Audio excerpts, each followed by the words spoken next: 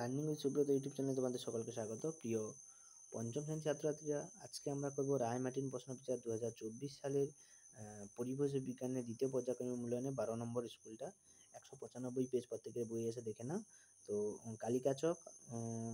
কালিকাচক high school উচ্চ মাধ্যমিক। তো এই স্কুলের প্রশ্ন উত্তরগুলো আমরা সলভ করব। প্রথমে দেখো একের দাগের একেরটা বলছে পশ্চিমবঙ্গের সবচেয়ে উঁচু পর্বত শৃঙ্গের নাম কি? না সান্দাকফু।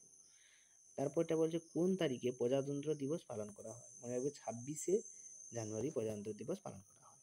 আর পশ্চিমবঙ্গের রাজধানী কি? পশ্চিমবঙ্গের রাজধানী কি? কলকাতা। স্বাধীন ভারতের প্রথম শিক্ষামন্ত্রীর নাম কি? এটা পরীক্ষায় বেশি দেয়। মৌলানা আবুল কালাম আজাদ। কি হবে? মৌলানা আবুল কালাম আজাদ। বাঁশের কেল্লা কে বানিয়েছিল? মনে রাখবে বাঁশের কেল্লা বানিয়েছিল তিতুমির। ডিভিসির পুরো নাম কি? ডিভিসির পুরো নাম হচ্ছে Damodar valley corporation. Damodar valley corporation. পরের প্রশ্ন দেখো, গাছের পাতা ছাড়া অক্সিজেন পাওয়া যাবে না। গাছের কি ছাড়া অক্সিজেন পাওয়া যাবে না? পাতা ছাড়া। তারপরে বলছে পশ্চিমবঙ্গের প্রধান খনিজ সম্পদ কি? পশ্চিমবঙ্গের প্রধান খনিজ সম্পদ কি বলতো? কয়লা। পশ্চিমবঙ্গের প্রধান খনিজ সম্পদ কয়লা। শিশু দিবস কার জন্মদিনে পালন করা হয়? শিশু দিবস কার জন্মদিনে বলতো? জওহরলাল নেহরু। পণ্ডিত জওহরলাল নেহরুর জন্মদিনে শিশু দিবস পালন করা হয়। বলছে সুন্দরবনে জলের স্বাদ কেমন প্রকৃতির হয়? না নোনতা। সুন্দরবনে জলের স্বাদ কেমন প্রকৃতির হয়? না নোনতা। পরের প্রশ্ন দেখো, তারপর দেখো 2-5-টা কি বলেছে? জলপাইগুড়িতে ড্যাশ অভয়ারণ্য আছে। মনে রাখবে, এটা এখানে লিখিনি, আমি ভুলে গেছি লিখতে, লিখে রাখো তোমরা। 2-5-এর অ্যান্সারটা হবে জলপাইগুড়িতে কি অভয়ারণ্য আছে বলো তো? না জলদাপাড়া অভয়ারণ্য আছে। এখানে লিখে দেবে জলদাপাড়া। তারপর দেখো বর্ধমান জেলার মাটিতে কি চাষ ভালো হয়? তোমরা জানো বর্ধমান ধান চাষের পক্ষে খুব ভালো। তাহলে অ্যান্সারটা কি হবে? ধান চাষ ভালো হয়।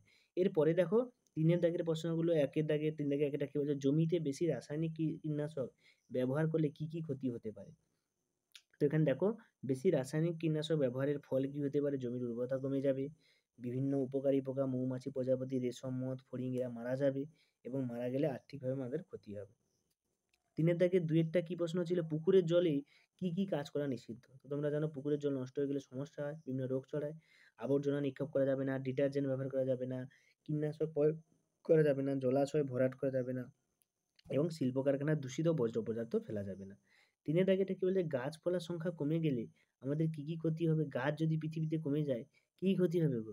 অক্সিজেন কমে যাবে, মাটির ক্ষয় বাড়বে, বৃষ্টিপাত কমবে, বনের পশুরা লোকালয়ে চলে আসবে, কাঠ পাওয়া যাবে না, ধোঁয়ার পরিমাণ বেড়ে যাবে, পশু পাখিরা তাদের বাসভূমি হারাবে, ফল কাঠ প্রভৃতির দাম বৃদ্ধি পাবে, বন্যা খরা বৃদ্ধি পাবে, ঝড়ের তীব্রতা বৃদ্ধি পাবে। এরপরে দেখো 3-এর দাগের 4-এরটা বলেছে দুটি লুপ্তপ্রায় মাছের নাম লেখো। তো তোমরা জানো দুটো লুপ্তপ্রায় মাছ কি? ন্যাদোস আর খরশোলা। লুপ্তপ্রায় মাছ কি? ন্যাদোস আর খরশোলা। ইংরেজদের অত্যাচারের বিরুদ্ধে লড়াই করে প্রাণ দিয়েছে এমন কয়েকজন শহীদের নাম লেখো। তো এরকম ক্ষুদিরাম বসু, মাতঙ্গিনী হাজরা, ভগৎ সিং, মাস্টার সুজন প্রমুখ। তো তোমরা এর নাম অনেকেই জানো, এর থেকেও বেশি জানো, কারণ স্বাধীনতা দিবসের দিন আমরা যেসব বিপ্লবীর নাম বলি তারা সবাই আমাদের স্বাধীনতার জন্য প্রাণ দিয়েছে বা ইংরেজদের অত্যাচারের বিরুদ্ধে লড়াই করেছে। এবারে পরেরটা বলেছে আম চাষ সবচেয়ে বেশি কোথায় হয়? আম চাষ সবচেয়ে পশ্চিমবঙ্গের মালদা ও দক্ষিণ দিনাজপুর জেলায় আম চাষটা সবচেয়ে বেশি হয়। তো আমাদের এই ছিল আজকে 12 নম্বর স্কুলের প্রশ্ন উত্তরগুলো। তোমরা সব প্রত্যেকে দেখেছো। যদি ভালো লাগে লাইক করো, শেয়ার করো, যারা চ্যানেল নতুন সাবস্ক্রাইব করো, এবং কোনো সমস্যা থাকলে আমাকে কমেন্ট বক্সে লেখো, আমি সেখান থেকে তোমাদের সমাধান করার চেষ্টা করব। সকলকে ধন্যবাদ। দেখা হবে পরের ভিডিওতে। থ্যাংক ইউ, এবং সবাই ভালো থাকবে।